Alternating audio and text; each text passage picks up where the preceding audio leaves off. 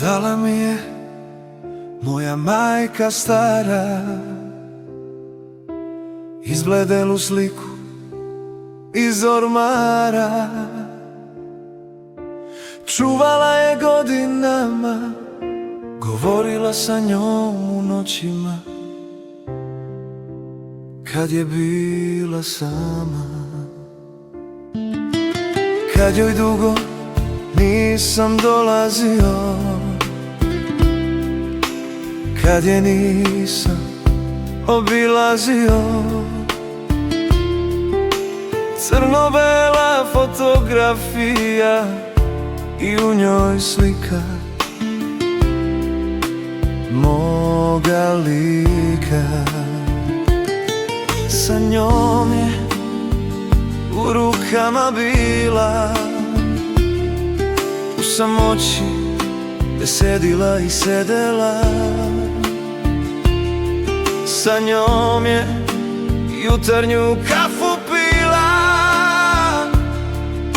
njoj je mesto meni govorila. Majke stare više nema, ispred mene slika njena.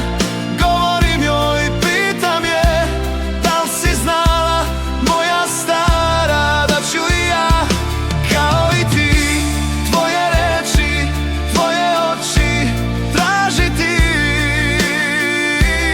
kao što si moje ti.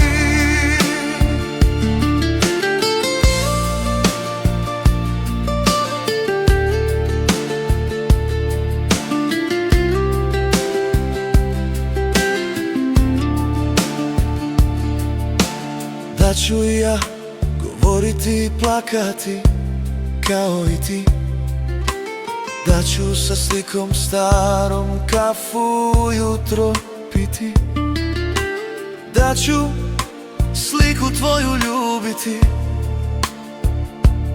kao što si moju ti. Pogledaj me sada, moja stara, shvatio sam poruku iz staroga ormara. Da bar mogu da ti poljubim ruku, da te još jednom zagrlim. Majke stare više nema, ispred mene slika njena. Govorim joj i pitam je, da li si znala, moja stara, da ću i ja kao i ti tvoje reči, tvoje oči tražiti,